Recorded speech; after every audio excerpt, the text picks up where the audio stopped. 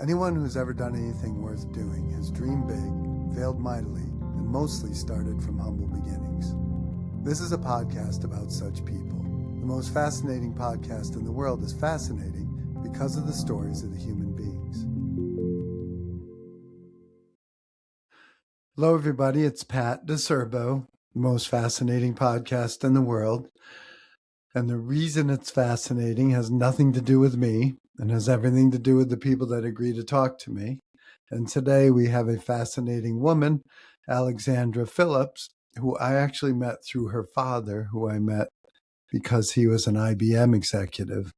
And he told me, you have to meet my daughter. And he did say you were fascinating. So welcome, Alexandra. Thank you. It's a pleasure to be here. My pleasure. As you may know, I'm in the habit of asking people about their earliest memories. And I just wondered, when you were a little kid, like what your earliest memories are of your childhood. Well, I'm definitely in the space of memories right now because we are about to, as you bring up my dad, we're about to celebrate his 80th birthday on the 28th. He does not look 80 to Right? me. Even my sons were like, "Wow, Grandpa looks really good," and I'm like, "Yeah, he does." Like he works out every day. I'm like, "Yeah, he does." So 80 is pretty impressive. And as I was looking through, I don't have a lot of pictures from my childhood, but one of my favorites is of me and my father. And we used to just kind of do a dance party at the end of the night when I was like 2 or 3 to anything. It could be anything from really the Pointer Sisters to Sesame Street. And he was just so willing to jump in and do a dance party at the end of the night. And so that is definitely a picture I was looking at just the other day as I was putting together a couple things for his birthday celebration. That's so much fun. It is. And just like any of the music and joy. And that was really kind of, those are some of those earlier memories, definitely. I have those too, not with my parents, but with my girls. Yeah. Like we used to have Neil Diamond, the soundtrack from Philadelphia. We had this whole house stereo system. That's awesome. And at bedtime, we would I wouldn't jump on the bed, but they would jump on the bed. And we had this thing we called Bundle Baby, where I would bundle them after they were showered or tubbed, and I would swing them in a towel, like, really high in the air. And then I would release the towel when it was at its apex, and they would like fly through the air and land on the bed.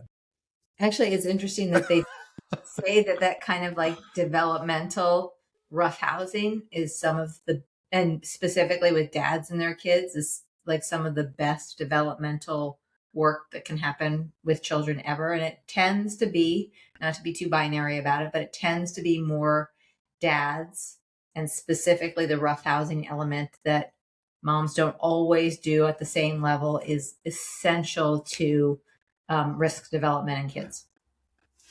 That is perfect. I'm so glad you said that, because my wife always says, now you're on the record. My wife always says I took it too far, because they would always want to wrestle, and eventually someone... Same thing to my husband. I'm like, really, right at the end of the night, I just did all of this work and now we're going to do this. Right. But it's actually very, very valuable. Oh, that's great. You made my day. Thank you. Yep. So you and Dad would do dance party every night before bed? Definitely. Where did you grow up? What area? I grew up on the Upper West Side of Manhattan, which means that if you grew up in Manhattan, you actually call out your street. Mm-hmm.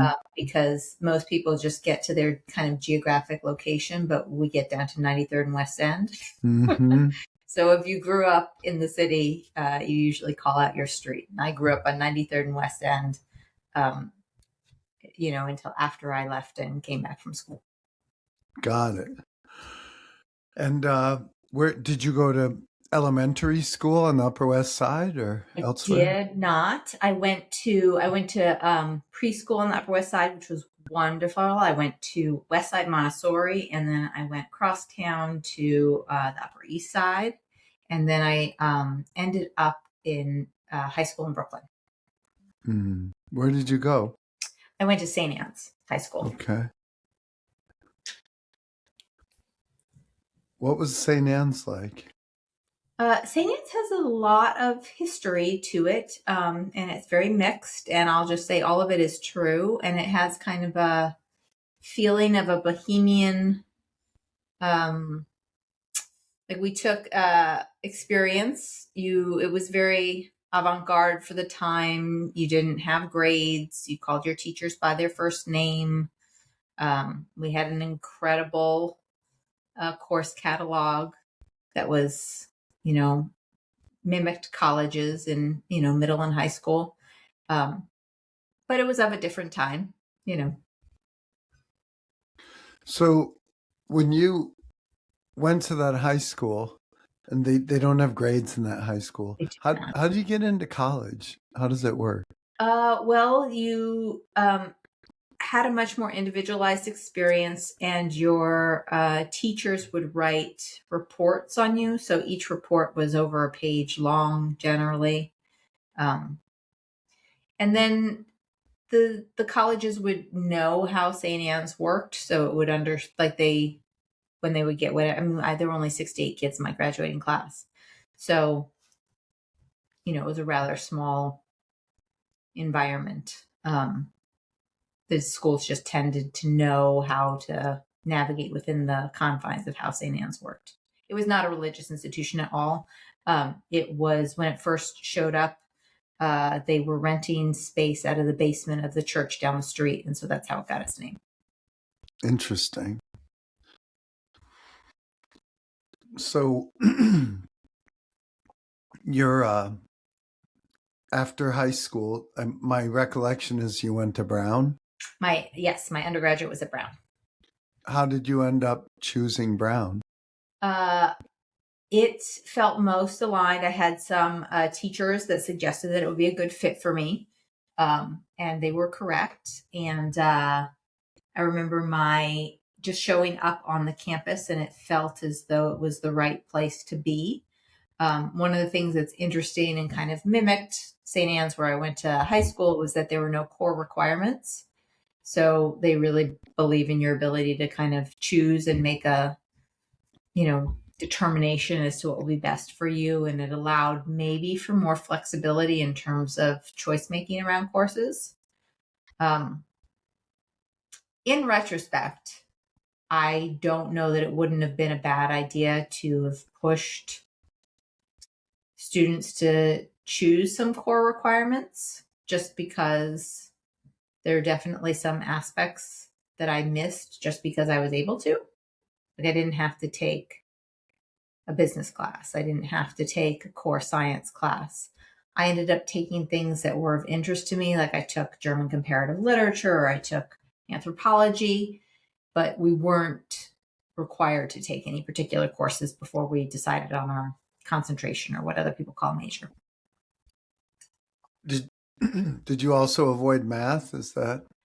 I did. Women have a history, not to be too binary, of often avoiding math, because I did avoid math, but not purposefully. Mm-hmm. I just was excited about the other classes that were coming my way. But yes, I did not have to take any math classes. I had already finished them by the time I graduated high school. Understood. Yeah. So your major was it English or? I had a double major in theater arts and English and American literature. What do you like to read? Let's see, what do I read? I'm looking at my bookshelf. Some of my favorites, I read a lot of development books. I really love Eckhart Tolle. In terms of like writers, I love Carson McCullers. The Heart is a Lonely Hunter is one of my favorites. I love A Tree Grows in Brooklyn. And then the book that I read probably most often is it's the Book of the Samurai. So it's kind of a study on death, and always being ready for the end keeps you present in the moment. Interesting. Is that written, excuse me, a long time ago, or is that a It more? is. It's from a while ago. I'll have to pull it exactly, but the idea is that they're all meditations in a way on death, and they're very short, so you can pick it up and read like 3 pages, or you can pick it up and read 10 pages. Um, but the idea is that you're always, if you're a samurai, you're on retainer, so you're always in service of something else, and you're always ready for the next transition. And so I think it's actually a really good model for all things, because if you're always in service of something other than yourself, and then if you're always ready for not the end, but the next transition, then it keeps us present in what we're here to do for the finite amount of time we've got. Understood. I could use a reminder. I was going to say, I want to send, I need your address as well, because I'll send you a copy of the book. Oh, thank you. For sure. My wife will, there's a prohibition on me buying any books I anymore. understand this, yeah. Why, you have it too? It happens. It's not for me, but I know lots of people who are not allowed to buy anymore until they read all the ones they have at home. I was talking to my ninth grade English teacher recently. We had lunch, and she was very instrumental and informative in my life, and I attribute a lot to her. And I was telling her I've read, I don't know if it's thousands, but definitely more than 1,000 books. Mm-hmm. And it's a big number. But I probably have 2,000 books on my bookcase and probably 30 on my nightstand, and I'm just never going to get through them all. It's just, You have to be careful. Didn't move. Didn't organize. Only moved a pile of doom. Yeah. So you got to be careful of your pile of books. I mean, normally this is not the place for confessions, but I also have that problem with clothes. Like clothes, I was going to say for me is plants. Like I can't stop getting plant cuttings, but you have clothes and books. Yeah. Those are shoes, clothes, books. I don't collect much else. Do you know what you like? Like you have a particular brand or designer that you know sits well with you? I just know what I like when I get it. Like when you see it. And then I don't get, my wife says that I have to, if I get something, I need to get rid of something. But I don't know. I feel like I'm a little bit of a hoarder when it comes to clothes. I mean, not like I don't have things in my hallways and stuff, but in my closet, it's a problem. I will say that this is a synchronicity for myself and my husband, is we keep very little. We are very lean in terms of stuff. Mm-hmm. So we both love purging of stuff. So this is a good match, just because we both love getting rid of, like, when the book came out that everybody got very attached to, the Marie Kondo book, what is it? The Magic Art of Tidying Up. But we lived in a very small 1-bedroom apartment in Brooklyn, and we thought we were pretty trim. And I think we got rid of 37 bags of stuff. Mm. I mean, it's amazing what you can keep in even a single linen closet. Mm-hmm. For sure. I mean, you could really empty a whole hallway out of one linen closet, put it all throughout if you really want to clean it. So I empathize with your wife. I agree. If anything comes in, something's got to go out. Like even for, like, I only own 1 pair of winter boots. Like it's like I get 1 pair in and 1 pair goes out. Wow. Because I like to be trim. That's pretty draconian. It is. But it serves. I always think, what if I have a guest who needs a pair of boots when they're here? So then I have 10 pairs. I have several pairs of slippers for people to wear if they come over. Like I have a whole basket of, like, slippers that could be washed, or new pairs that if people don't feel like having something that was ever washed. Like I understand that. But that's the only, like, place of excess. Try to We keep do. one pair of sneakers, one pair of boots, one pair of high heels I try not to wear. Mm-hmm. So you finished up at Brown, and did you go right away into the work world or just directly to grad school? I forget. I have always worked. So I Mm-hmm. started working when I was about 11. Okay. What were you doing? I had a babysitting conglomerate on the Upper West Side. Wow, a conglomerate. Yeah, I had people who worked for me, even young. Oh, are you kidding me? That's great. Mostly a solopreneur, but I did, I guess I would have, if I didn't know any better, I would have farmed out a 1099 here or there. But yes, I did have. So you coordinated jobs for other people? Well, what would Or happen is I would get too much work, and so hmm then I would send it to others. Um, And then would you get a piece?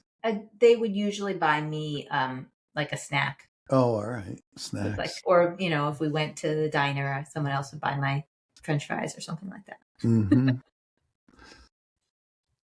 Those were the But I worked days. very early on. I worked for my dad in the summers. I always had at least one job, and so I worked through college, and when I got out of school, I took a year bartending and then went back to graduate school, um, and I did an MFA, and I was a performer for several years. And then my major transition was after my first son was born. Um, and I actually went back to school to get a certificate in executive coaching. And then that was where I really found a path that aligned with what I felt like I was supposed to be doing in that moment. What kind of performance were you doing? I was a member of the Actors Studio. I, did some commercials, and as my mother-in-law likes to say, I was occasionally a day player on her story. Hmm. So I had a couple of small things. I definitely had a couple of famous people in my phone, um, but it wasn't a good personality fit.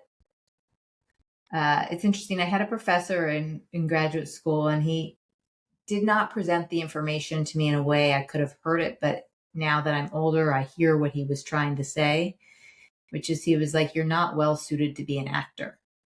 And I took that as a real insult.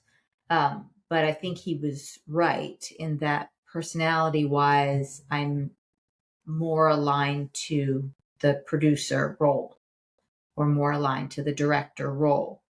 And if it had potentially been presented to me in a way that said, hey, these are your strengths, you might want to lean on those as opposed to, in a negative, perhaps. But I think that the core piece of information is true, is that I'm more well suited to be a producer or a director than a performer. And when I found more alignment with that, and that's when opportunities started showing up. So I'm a big believer in alignment and finding your purpose. And I don't believe one of the things that's interesting is sometimes we talk about finding our purpose and it's as though we left it in the seat cushion somewhere. And it's not like you're going to just miraculously find it and start doing all of the purpose driven stuff you hoped you would do. I really find that purpose is a connection between service and taking action. So I'm going to be in service, but I'm also going to do. And then I find that purpose begins to find itself. Now, if my purpose had been solely in storytelling, could I have been a performer? Absolutely. Is there a space where I would maybe do something performative again? I could see there being a component to it. I don't think I would ever fully be just like a performer actor again. But I like performance aspects. I'm trained by some of the best performers in the world. Absolutely. That was an amazing experience. But being in service of others and their path and helping them find alignment is more what speaks to me.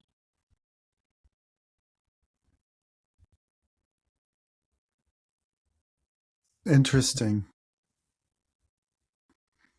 So how did you get involved in doing what you're doing now in the way that you're doing it? Or how did it start, I should say, in the beginning?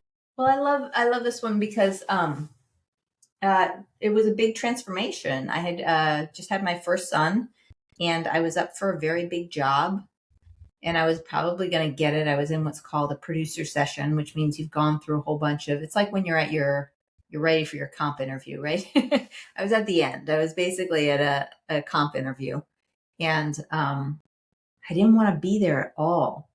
I didn't want any of the particulars of the role. It didn't feel like it was going to align with being a parent and working. Um, I really have some significant problems with the performance industry in general, and the binary existence of how they treat women in particular, men as well. But it was pretty dark as I was coming up in the industry, and I didn't want to bring that home. And I realized that when I would go to be with my colleagues who were performers, I was like, oh, I don't want to bring my children into this environment. And I realized that was pretty telling. And one of the things I'll share with my clients is they'll say, please treat yourself the way you would treat your children. And I realized that if I didn't want to share that environment with my kids, then I probably shouldn't be sharing it with myself. And so I left. And I actually left the audition and I said, thank you very much. And then within about a week, I had started a certificate program at NYU to be an executive leadership coach. I had gotten coaching myself. I found it extraordinarily valuable. And I started, I had done a lot of professional development for higher ed as my B job. And so I was doing professional development, and then I got my coaching certificate.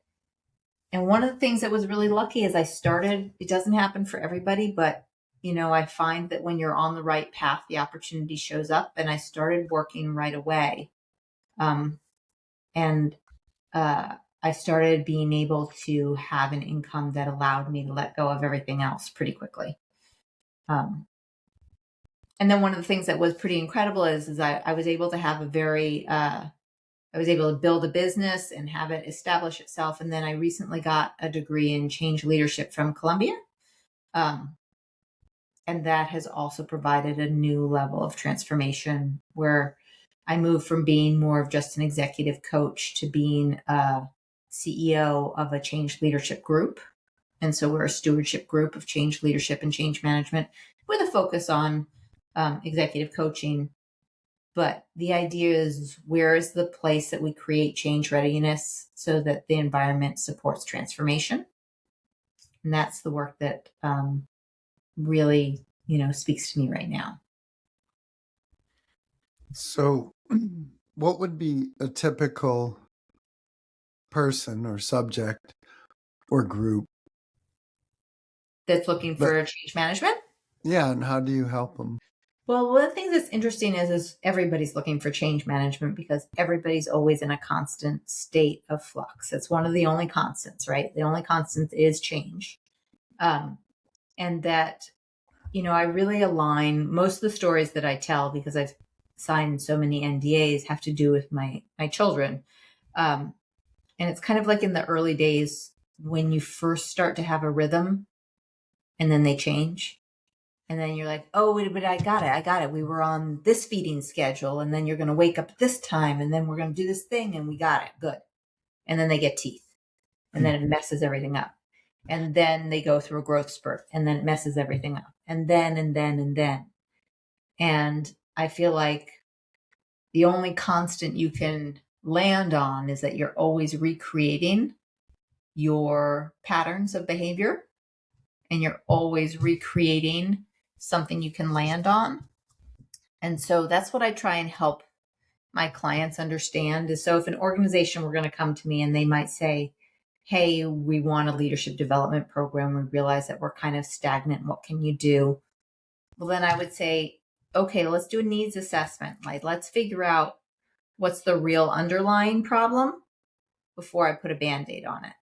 So an organization that will come to me that would be like a real sweet spot is somebody that might be in a place of service, but might have grown rather large. And maybe they need a little clarity around roles and responsibilities, what they're giving, and how they can navigate all those pieces together. And then all of a sudden you'll throw in, 2 or 3 polycrises that could happen at any given moment, right? And how do we help craft leaders that are resilient, empathic, malleable?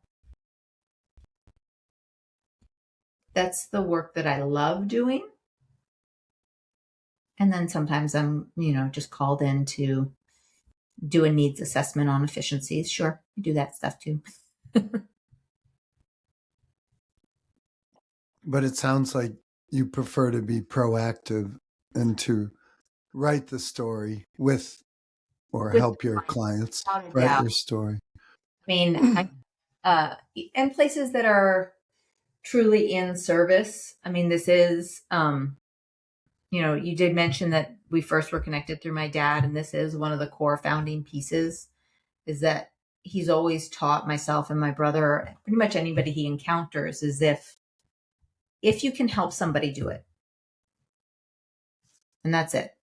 If you encounter somebody who needs some support and it doesn't hurt you at all and it doesn't pull from your family too much, it's your obligation to help. And so I like when I have the opportunity to support organizations that are in service, that feels really good. When I have the opportunity to support leaders that are in service, that feels really good. And then the truth is I have a sweet spot for emerging female CEOs because they have a different level of confines. And I also have a sweet spot for supporting neurodivergent leaders who have had a more challenging time operating in a world that wasn't always built for them.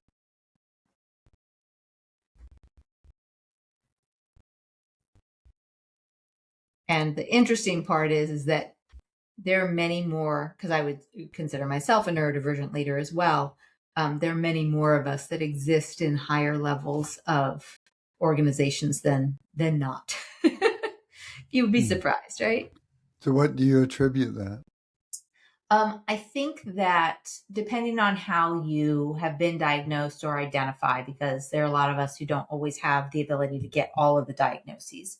But one of the things is that when you're thinking in terms of a neurodivergence, there's the typical way of an operating system, right?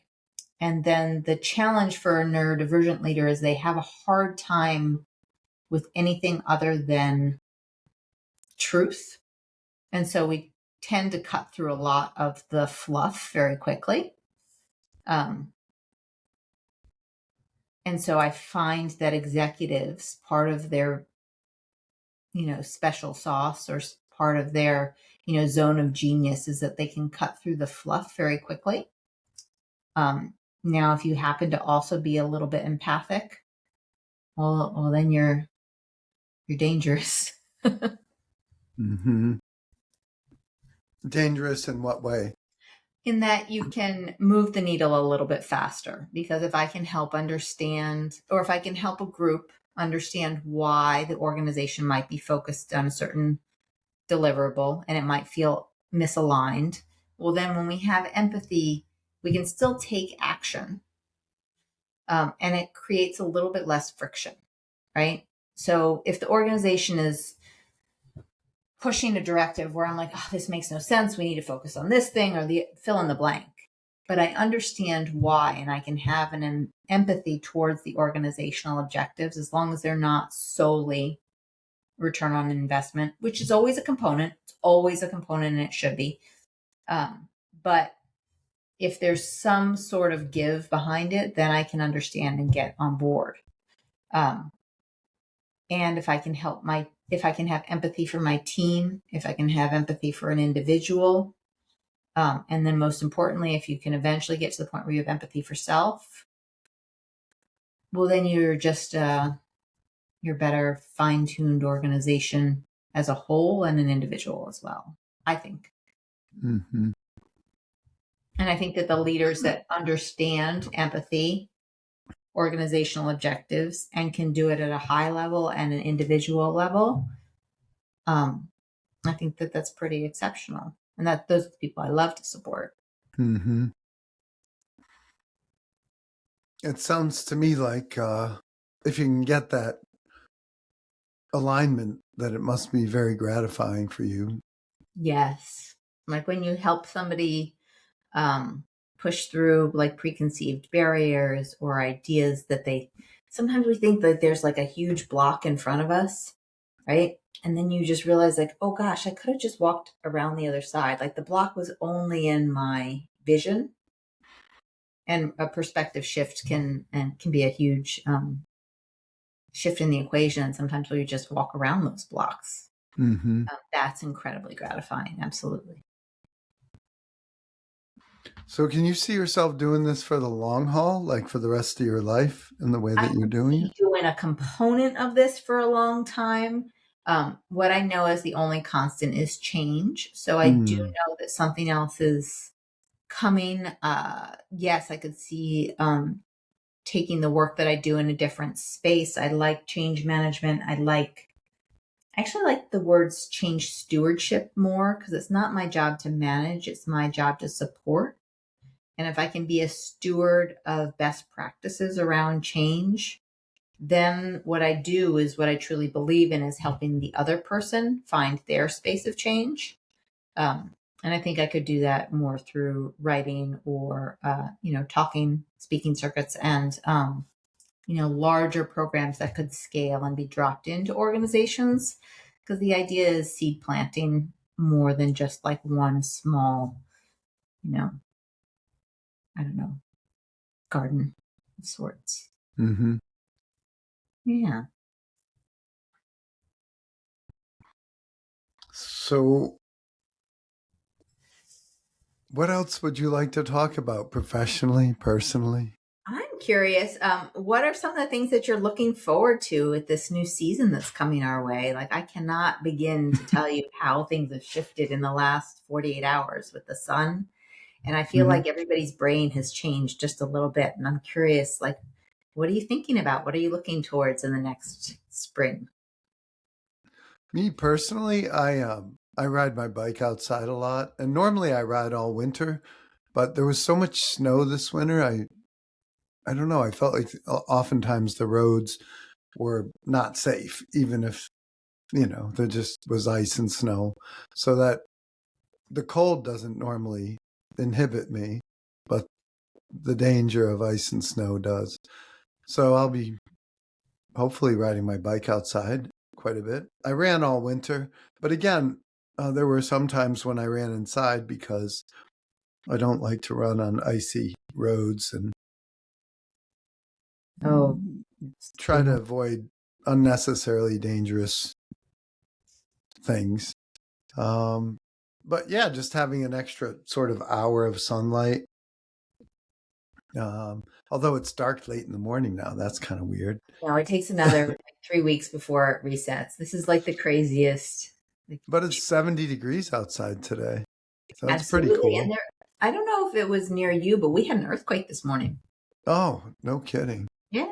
Yeah. All of a sudden, it was just like, there's definitely an earthquake happening. It wasn't just one of the boys falling out of bed or something? Not quite. No, it was that they were at least at school. So hopefully it wasn't that impactful. But yeah, no, it was just, but it was like a 2.5 or something like that. Enough to feel the house move, Wow. Yeah. Yeah. That's crazy. Yep. Yep. Speaking of change, Mother Nature, Yeah. always changing. No. Without a doubt, it's pretty exceptional to watch. And I'm in Westchester, and we have some pretty amazing like wildlife, even just like right here north of the city. And my son and I were driving, and we saw this huge bald eagle carrying something rather large, just right over the car the other day. It was amazing. I was like, oh gosh. It is amazing.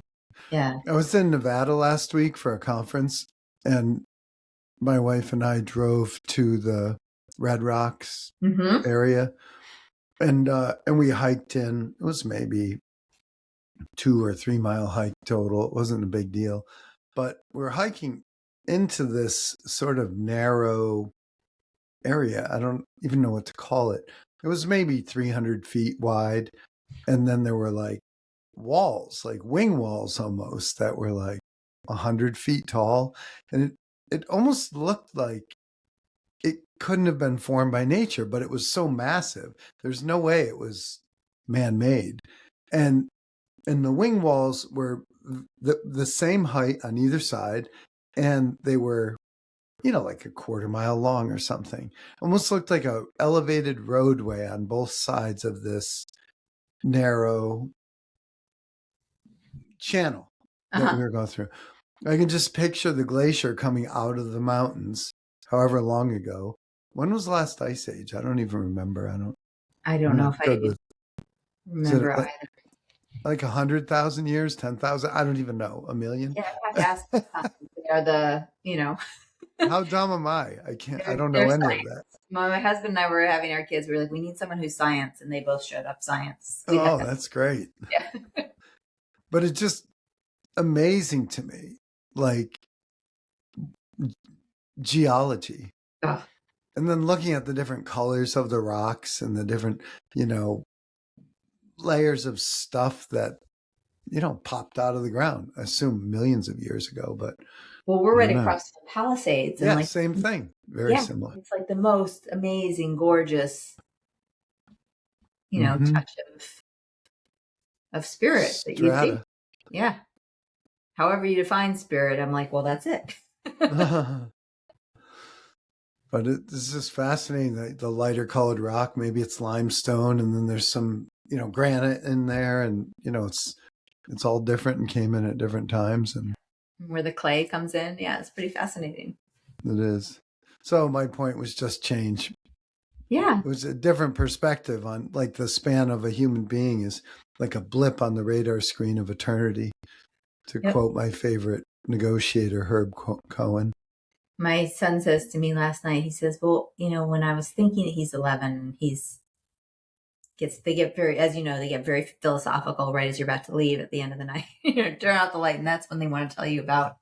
And he says, it's really he's like, what's the point of it all? He was like, we're so small. And I was like, but what if that is the point of it all? It's just for us to be so small and realize that we're just part of it.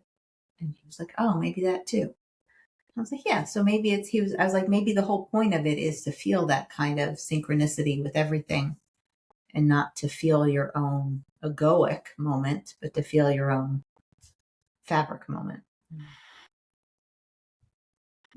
I suppose, for speaking in the first person, I always need a reminder, because I'm an egomaniac. And when I'm in the service of myself, I'm terrible and I'm never happy. Of course, when I'm of service to something or someone else, then everything goes right. Even if it's not going right, it's fine. It's really interesting. I'm in the habit of saying, as you may know, that to me, the biggest gift I can give another person in the moment is my undivided attention. And if we do that for each other, usually, I don't know, in my experience, great things come out of it. I couldn't agree more. Absolutely. So when you say you see some component of what you're doing now in the future, do you have an idea what that might be? Yes, I love speaking. I love facilitating. I'm working on a book. I'm working on a book that is about the delta of business, science, and spiritual connection, because I believe that the three can work and coexist together. And as an organizational scientist, so that's where I have my training from Columbia, and then as a business person, and as a person with a deep spiritual connection to outside of my own corporal terrestrial existence, I find that when I work in service of those three things and that delta, then, not to overuse the word, but it's not just aligned. It's like the fabric. It's like all of the things are knitted together, and then it can be in service of something greater. And so that's the work that I'm writing about right now, is connecting things that might be previously thought of as ancient wisdom, like a chakra system or any kind of connectivity to nature, and allowing those things to also serve science and also serve business. Because I've only found that they serve me 100% of the time. So if I work in service of a moon cycle, if I work in service of ancient wisdom and energy centers, then my scientific work and my business training help support those in a way that get my clients what they want, which is always a translation to capacity, because capacity equals money, right? So when we have more capacity, we have more dollars. When we have dollars is our common understanding of resources. When we have more resources, we have more space, and we get to do more of the things that feel like air, feel like breath, right? So when I have more space, I get to plan more trips with my kids. I get to say, hey, we're going to go, like, it wasn't this winter, but the last winter, we went and did this incredible, like, astronaut training experience. It was the most joyful moment for myself and my husband and my kids. And it was like, this, because I have capacity, because I have resources, because I have the ability to facilitate those things, then we can do this amazing, joyful moment. And those things happen when I'm paying attention to business and science and spiritual connection. And so that's the essence of the book. So do you want less? Are you implying that your clients want more air and less work? I'm implying that the clients want their work to be in service of something that feels aligned, because I love working. I really love working because I feel like the work I'm doing is supportive of other people. So, and I understand that I'm very, very lucky and that not everybody gets this space to joyfully do the work that they do. But I don't mind any of the hours that I work.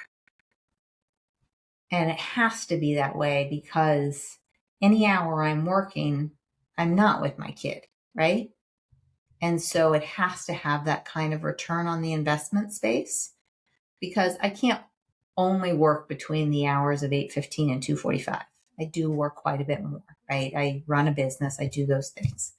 And I make it work as a working parent. I might start work, 5 in the morning and then take off for breakfast and then, take off from 4 to 6 if I can, and then go back to work. We make it happen, right? But I don't mind going back to work because I like the work that I do. I feel like it's in service, and then it does create capacity. I like to be able to give that for my clients in whatever way it maps on for them. So they might have, be managing, multi tens of millions dollars P&Ls. And so finding capacity is different for them than it might be on an individual level for me and my company, but it's the same pattern, right? How do we create space for the things that are important? How do we sleep well? How do we meditate? How do we nourish our bodies? How do we spend time with the people that matter to us so that we have more space? And when we do, I believe my experience has been opportunity shows up. And when I'm experience appreciation and gratitude, I like the word appreciation more recently than gratitude, because appreciation feels more active, whereas gratitude can feel more like it's happening to you. I have to be grateful. Whereas if I get to appreciate, I'm excited about it. I heard a really interesting assessment of gratitude. Maybe you've seen it, but it was, I can't remember. Was it Mark Allen? It might have been Mark Allen, the triathlete. Okay. But he was saying, I think it was him, but I can't be sure. But the person was saying that, we're taught to keep these gratitude journals and stuff like that. And sort of what you're saying, like, Feels you're heavy. saying it happens to you. What they were saying is it's sort of self-centered in a way. to, this, it's about me, my gratitude and all this. And the person said that that's not the way that you experience like the dopamine hit that you're really looking for. The way you experience it is in the service of others, which is what you're saying and what I've always believed, just intuitively. I need to be in the service of others. And then when I get the feedback of people saying they appreciate whatever I did for them, then I get the dopamine hit. And, maybe I'm just really needy and a defective person and all that, and that's fine. But that's what's always worked for me. So when I heard this person say that, because a gratitude journal never worked for me, I just No. couldn't do it. It just didn't, nothing. I didn't want to write in it. I didn't want to read it. But Sunday, I went to my office and I write a lot of handwritten notes and people write me notes. And I had like 30 notes that I was carrying in my briefcase. And there I am, the hoarder again. And so I just went through each of the 30 notes, read them, and I threw them away, because you can't keep them forever. And, but it really gave me a neat, it was like a 30-minute experience, if that, maybe 15. And it was great to do that. And I kept one. And the one was a really interesting interplay. It was me and one of my high school friends and the owner of this restaurant. And I've known the owner of the restaurant since I was 16. And so he's 10 years older than I am, say he's pushing 70. And his name is Sully. And Sully came to the table and he was filling our glasses with water. And I was shocked to see him. I hadn't seen him in a decade probably or more. And I said, how's it going? And he's like, oh, I'm thinking about retiring. And I said, why? And he's like, well, I want to enjoy my life. And I said, what is it you're going to do? Like when you're not here? And he's like, oh, I don't really know. And I said, well, do you resent being here? And he said, yeah. And I said, why? And he said, well, when my kids were young, I never went to their sporting events. And I said, yeah, but you're, a grandfather now or whatever, and your kids are done with sports. And so what are you going to do if you retire? So we had this whole conversation around his carrying around this feeling for a long time and sort of resenting work, at least a little. Yeah. And the reason I kept the note was from my friend writing to me about the interaction with this person and how he felt it was an act of service and that he felt I needed to keep doing that because people need to hear that stuff. Like the way they're experiencing the world is like it takes two to see one. Again, as Herb Cohen likes to say, I can see you and you can see me, but neither of us can be objective about ourselves because it goes through the prism of us. And so I kept that one. Oh, that's a good one. A little self-indulgent, but no, I feel like I'm entitled. Definitely.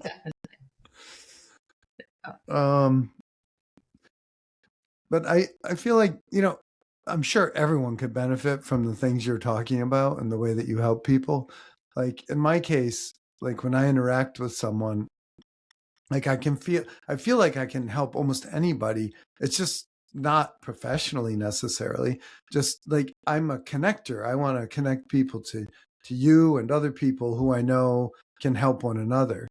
And that's what gives me that dopamine hit. And that's why I love work so much. And for me, work it's a form of, I need that interaction. I tell people I'm just a caveman and I have to leave the cave and I've got to go out and hunt, provide. And some people think that's dysfunctional and I'm okay with that.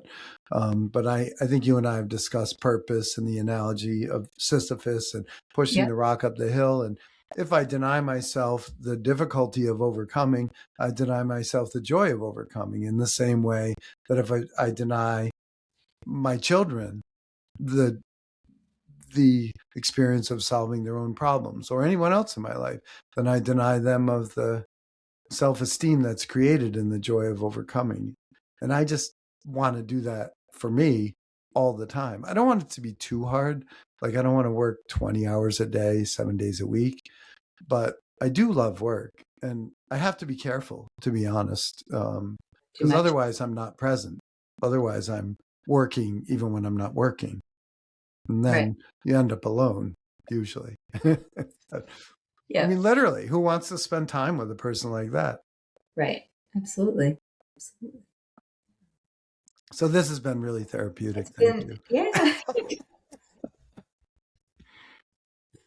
Awesome. Awesome. Yeah. So what else should we talk about? Do you have any comments or questions about, what's going on in the world, on your profession, on where you see yourself going? This is really about you today. Even though I did a lot of talking. Pardon No, me. it's good. It's good. I guess I think the thing that you just brought up at the end there is kind of what is interesting to me is actually what you described as the essence of coaching, right? And so often people think that coaching is going to tell everybody how to do something better, right? Like, oh, you're going to tell me how to do all this stuff. When actually that's not what coaching is at all. Coaching is helping the other person in front of you come up with the solutions to their challenge on their own. Now, yes, a good coach provides the right questions that help them find those answers. But that is, I think, what you're talking about in terms of lessons is that my role as a coach is not to come in and tell an organization how to be better. My role as a coach is not to go in and tell an executive how to exit her company or to how to get, her buyout. My role as a coach is to ask the right questions so that you come to the solutions on your own. And then, yes, I can help you co-create the plan. But if I go in and tell you what to do, I get zero buy-in and I get zero action. So if what I want to do is create and facilitate the learning moment for you, create the circumstances that create a change-ready environment for you, then I'm helping to facilitate the transformation and learning for the person in front of me. And that's what coaching and change stewardship is. Did I send you the John Gardner Stanford commencement address? I don't know that you did. I'm sure. So I've never seen it as a video, but you can print it. It's online. Just Okay. Google that. It's the 100th anniversary of Stanford University, and John Gardner was the founder of Common Cause, and really interesting person, non-partisan person, very common sense. But he has this concept, and he wrote a book called Self-Renewal. Okay. And it's more or less about what you were saying before, that the only constant is change. And the human psyche, I call it the human condition, always yearns for this evidence of the fact that we had been worthwhile. Like a lot of times people get to the end of their lives and they wonder, was my life worthwhile? And they're looking for monuments. Right. And he calls it proof. And Self-Renewal is a book about constant change. Like, how does one respond to the inevitable challenges that are thrown at someone in a lifetime? And so he says that the meaning in your life will be in direct proportion to the manner in which you face the inevitable challenges that come your way. And that's the touchstone for me. Like, I like wanting this, like deep down, everyone thinks they want their life to be easy. But then once they get an easy life, then they're bored. And most people I know that get an easy life, and in particular, a lot of money, tend to self-destruct. Right. Either they're lazy or they drink or profligate spending. There's a short list, of things that you can do when you purportedly are going to do nothing or going to do only what I want to do, as opposed to in the past when you did what someone else wanted you to do, presumably. But It's the best piece I've ever read. I've hundreds of videos of commencement addresses and different speeches, either in person or watched them on YouTube or something. And I also like Denzel Washington. He's done some good ones too. But John Gardner, I've never seen the video, but he is such a good writer. And I can just imagine him delivering this speech at a commencement address. And the odd thing about it for me is I think of it as the greatest commencement address like ever, because of the ones I've heard for sure. And J.K. Rowling's is great too. If you never heard hers, the Harvard one, oh my gosh, it's just blew me away. But it's such a common sense approach to living a life. And it's the things he says they're axioms. They're irrefutable to me. But we bargain. We think we can do things in a way that's a shortcut. But in my experience, it never worked for me. No, it's interesting, just as you were saying, gratitude journals and things we're grateful for. I write down 3 things I appreciate to start my day, like it's my start of work ritual. And the thing that I appreciate more than I used to have gratitudes, but now I write down 3 things I appreciate. And one of the things I'll appreciate is first and foremost health, for myself and my husband and my children, but also our engagement. So that's the second thing. So it's our health, engagement, and joy, because when I'm engaged with the things around me, that's when I am truly justifying the breaths I get to take.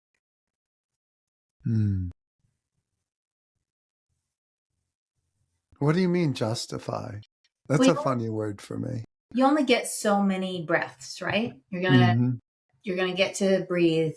You're gonna get to smell the spring coming however many times, right? Now, if I'm engaged with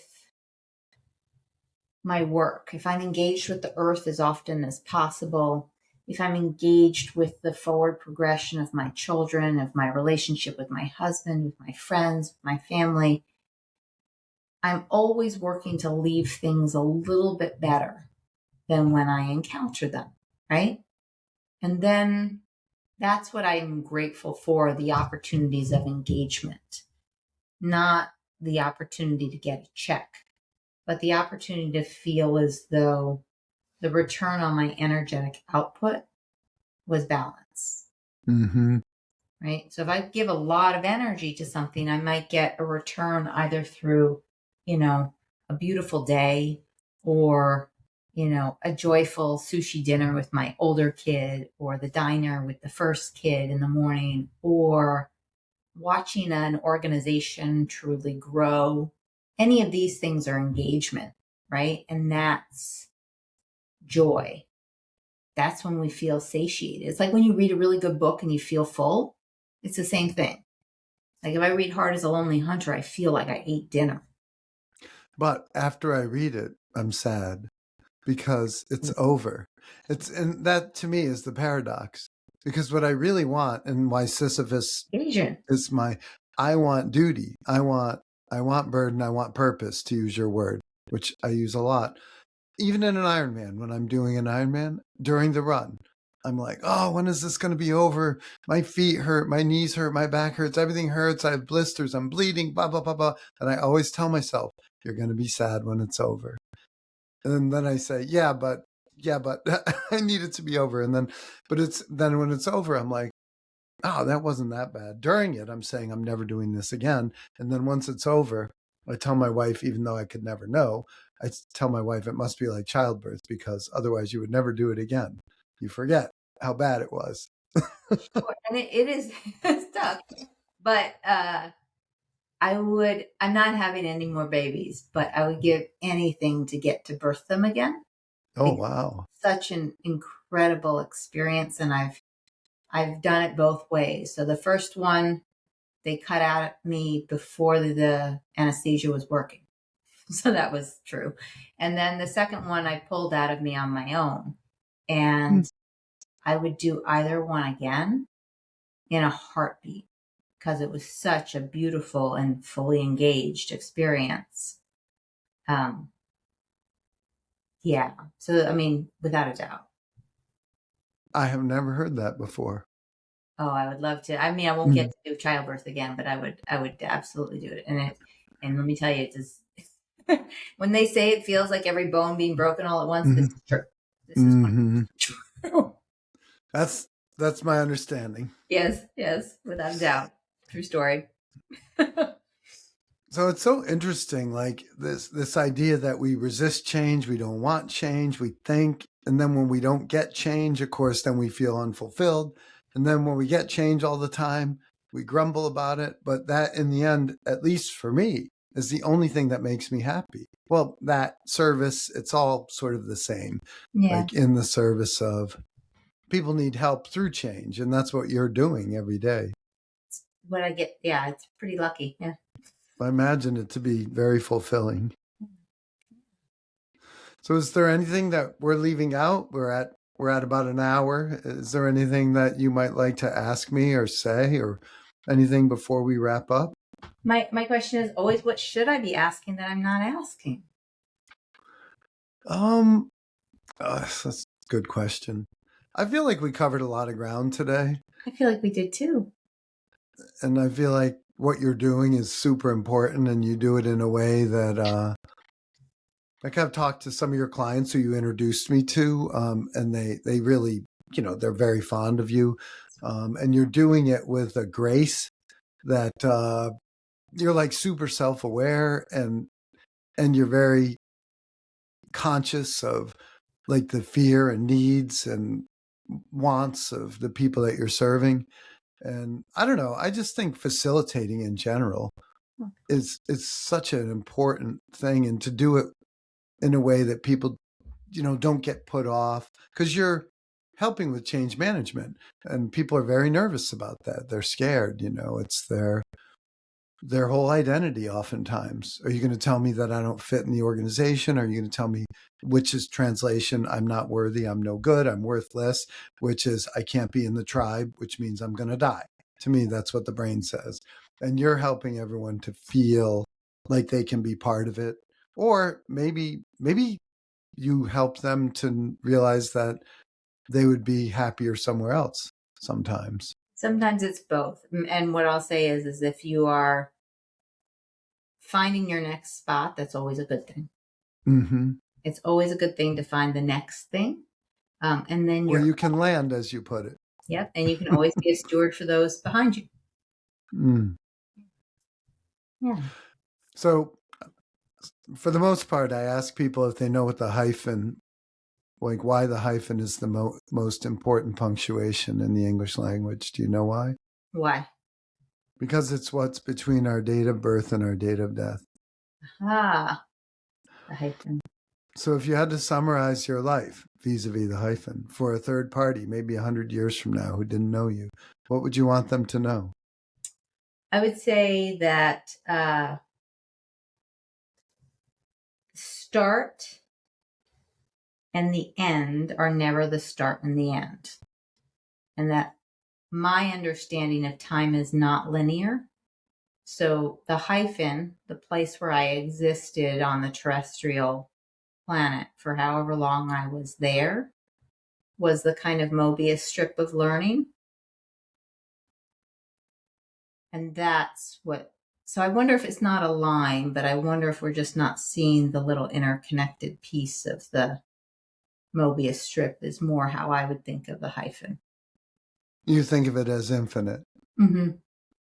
I don't think that there's a beginning and end to time. I think that we're always existing in multiple places. I have more of a quantum view on time. This might be above my pay grade. So let's just think of it in an 8. I was born on August 8th, so I like 8s anyway. Oh, that's great. No, believe me, who knows? I think of this. There's so many things I don't understand, and so many things that are in my subconscious, or I feel connected to bigger things. I was with this guy today who I love. This is a guy who traveled around the world when he was 17. His parents were like, yeah, have fun. And He's done so many things, but he just talks about connection to the universe and how we know what our fathers and forefathers and grandfathers and great grandfathers knew, and it's in our bones. Well, And it's considered the universal pain body. So we have collectively experienced all joy, pain, suffering, trauma, impure, like moments all at once. And our idea that we're only existing in this 80 or 90 year, if we're lucky enough, period of space,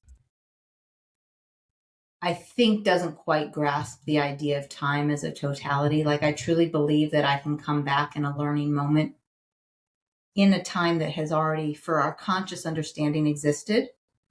I could also exist in a future state. I think that there are existences that are simultaneous. This is my conscious awareness today, but it's only wrapped within the confines that I choose. So I don't know if I would go with a hyphen. I might go with more of a going back. I'm open to it. Do you remember that movie many years ago with William Hurt, where he goes back to his primal self with? I have. It's like in a sensory deprivation container. It's like he crawls into this thing, and then it takes him back into his animal brain, and he's like fighting with other creatures and stuff. And the hypothesis is that William Hurt, is that he's living these lives simultaneously as a caveman and as a modern scientist working for a university. And I think that it absolutely is true. Basically, all stories all narratives, I think, that feel fictional, we're only able to articulate them because on some level we know them in the fabric of our being. So when H.G. Wells comes out with something that feels entirely fantastical, it's only because on some level that has already been experienced. I think this conversation's to be continued. I'll take that. Let's start from here next time. I always enjoy speaking with you. Thank you so much for your time. It was a pleasure. And we'll see you soon. Sounds good. Okay.